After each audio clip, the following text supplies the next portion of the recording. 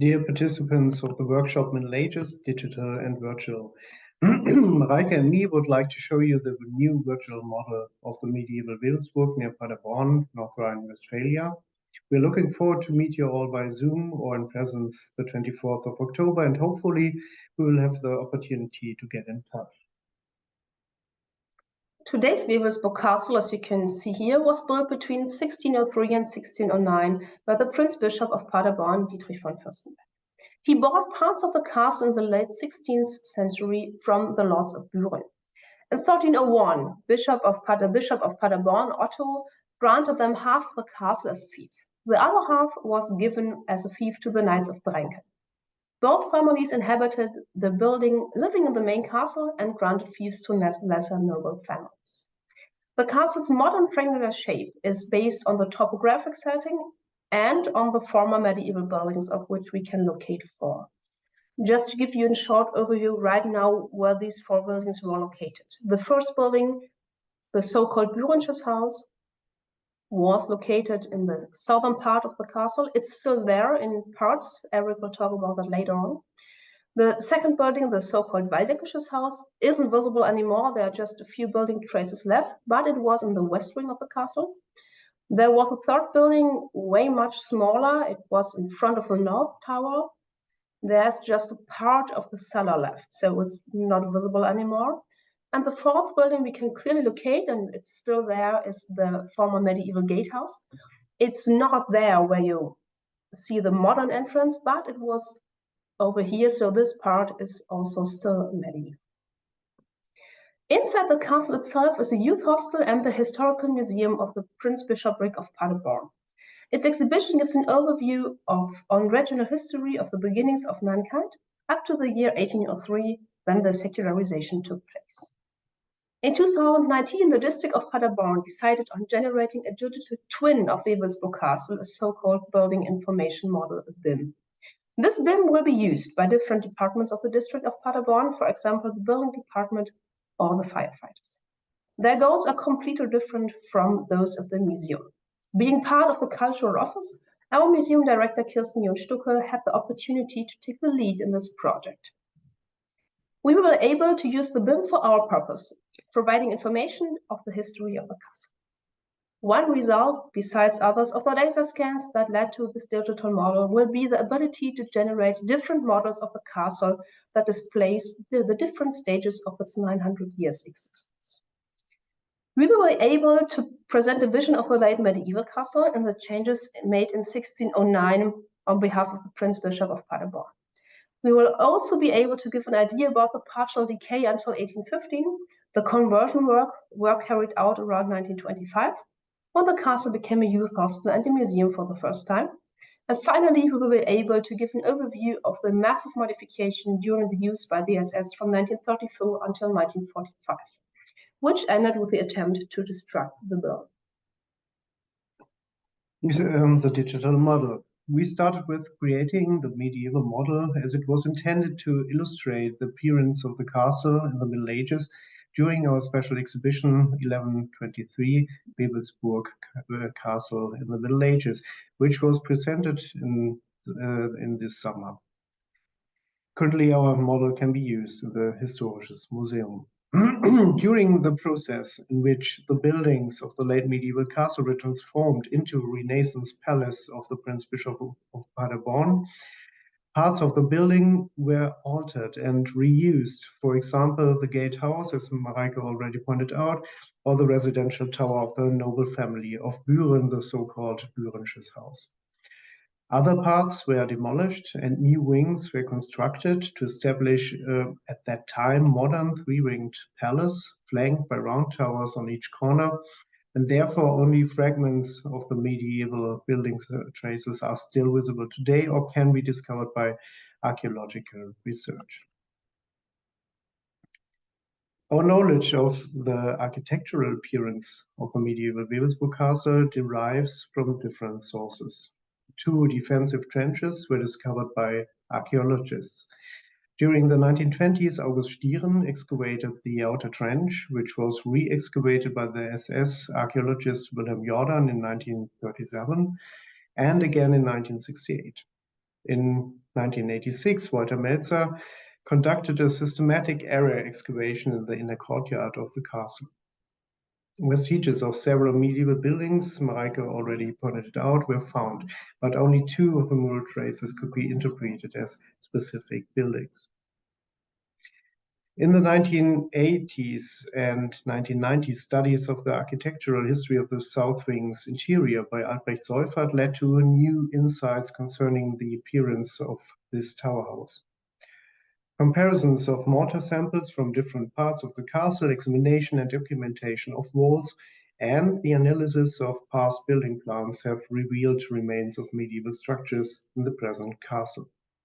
The new digital surveys with high-resolution laser scans eventually generated some new insights in the building history of the castle. Adding to those researches, the examination of written sources by Albrecht Seufert in the 1990s, as well as by the current museum team consisting of Mareike Antepoth Erik Beck and Daniel Goethe, also led to further information on the castle's appearance. For example, we could find evidence for 8 so-called Burgmannhäuser. The recent discovery of a contract, a so-called Burgfrieden, special written conditions for peaceful relations, dated back to 1341. For example, proved that the outer trench belonged to the medieval castle and has not been a part of an even older early medieval defensive system. Apart from these more traditional methods, the digital modeling of the BIM helped us to collect more specific information on the traces of the medieval castles still preserved in the current building. The floor plans derived from the new survey are much more precise than the previous ones. For example, the dimensions of the medieval Bührensches house in the castle's southern wing are now very clear. It had a wall thickness between 2 and 2.4 meters and had side length of 15.4 meters from north to south and 13 meters from east to west. The floor area extended to 94 square meters. By this method of digital modeling, we could even detect the medieval entrance, Mareike also already told you, of the gatehouse, which is not identical with the modern gateway. It was placed more or less 2 meters to the north. A vertical construction joint still shows the right flank of the later walled medieval gateway. Even the castle obeys the guidelines of our model. In contrast to other digital models, such as the one of the Isenburg next to Hattingen, we try to choose a good balance between the given evidences and reconstruction. As the Isenburg was destroyed in 1225 after only 25 years of existence and without later superstructures, the archaeological evidence of walls is much clearer than in Wewelsburg. Therefore, we decided to make a visual difference between reconstruction and clear find. In 1996, a first crafted model of the medieval castle was established within the museum's permanent exhibition. This model was the first tool to give an impression of a castle's appearance, which at that time was a great leap forward. You can see these metal structures. These are the triangular-shaped castle, and you can see these white transparent cubes which are inside, which try to give an overview about the medieval buildings. But meanwhile, research advanced and the use of media and technical possibilities developed rapidly. Besides, the crafted model is dominated by the image of the Renaissance building. We wanted to focus only on the medieval parts and disregard the Renaissance phase of the castle. In addition, we aimed at a wider area of display showing not only the main castle, but also the outer bailey and the topographics of the surrounding area. All in all, we created a vision, but explicitly reconstructed only what we could clearly locate and prove. Many parts of Wewelsburg Castle, which are not visible anymore, were virtually reconstructed as transparent shapes. Our goal wasn't an exaggerated, pseudo-realistic and complete representation of how the castle could have looked like, showing naturalistic details like farm animals or people walking around. Instead, we tried to give the visitors an evidence-based vision. For example, the measurements of the tower house in the southern wing, the Bührensches house, The thickness of its walls and comparison with other tower houses in this area led us to assume the former existence of at least 2 more stories, which also appear transparent in our model, as you can see here in the center.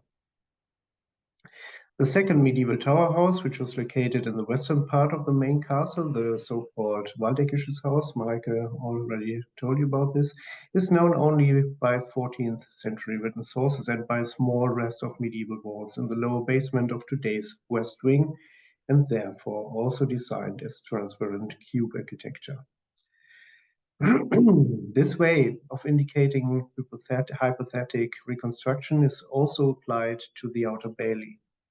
As we don't know where exactly the medieval Burgmannhäuser were located or in which way they were constructed, we spread them over the outer bailey as transparent cubes, as you can see here in the image. Obviously, some functional buildings a medieval castle usually provided are not shown in our model. We omitted a castle chapel and well, we don't show barns and stables or workshops, neither houses for servants. This is due to the lack of information. These facilities must have existed, but are neither known by archaeological nor by written evidence. Visitors can use a display and navigate through Wewelsburg Castle by themselves via touch gestures. That is why we decided to add information concerning different buildings and their function, as well as the way they are presented. Information points will be attached to several structures of interest and give the visitors additional information. These information points also explain why some buildings, such as barns, are not displayed. By that, the fragmentary character of our knowledge is shown. Working together on the model, the district of Paderborn commissioned the company F7 Digital GmbH to construct the BIM 3D model via manual by hand taken photos captured with a drone and laser scans to create the virtual models, also called digital twins. All in all, they captured 10.6 billion points of laser scans and 9,870 photos to build up the digital model, as you can see here. This is the Wewelsburg from the west side, and all these little triangular white points you can see there are points where the drone took a photo or the laser scan stood and did a laser scan, just to give you an impression of how many pictures there were. We have the possibility to use this BIM further on, but also additionally F7 produced high-resolution photorealistic and orthographic images from views of all facades of the castle.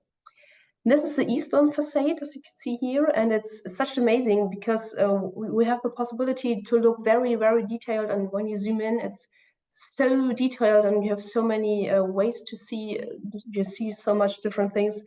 Even if you look at the castle itself, it's totally different. You have way more options and more possibilities to give you a better overview also, because you will never see this eastern facade in this way we can see it right now in this picture. In 5 online meetings with F7, we designed the model together. To do so, we provided them with historical plans, photos, archaeological documentation, and comparative examples of similar buildings. As you can see here, for example, this is an evaluation of the eastern wall and the window niche. You can see that here on the right-hand side. We combine this with pictures we have from 1993, and so F7 and the Etagen later on use that to create this window niche for our digital model. Based on this information, they were able to get an idea of our visions and start to design the building. All the small details like this window niche, the windows itself, the course of the 2 trenches, the topography, or the presentation of the curtain wall were discussed together. As F7 had experience with the digital modeling of other castles, we could take benefit from their knowledge. Our scientific approach and that technical knowledge led to the final model. During that process, we realized pretty fast that the technical potential is nearly unlimited. As we saw the possibilities, it was quite hard to limit us and don't get lost. F7 gave us every technical opportunity, but we had to decide on which level of detail we wanted and could justify. Therefore, it was important to have one person on the team who coordinated this process and found the balance between what is actually useful and what is just too more details. The last details, like the software environment you can see and the final look, like especially the textures, were added in the end by another company, the Etage. The whole process required a lot of communication, like some 4-hour Zoom meetings, flexibility of all participants, discipline, and reliability. Working together was a lovely, professional, and also very pleasant experience. We are happy with the way this model turned out and are looking forward to use the model for the next years in our exhibition. We are looking also very forward to see you on the 24th of October. We'll bring the model with us just on the laptop, but if you're interested, you can have a look and zoom in and just navigate through it yourself. Thank you so much for your attention, and we're looking forward to see you on the 24th. Bye-bye. Bye.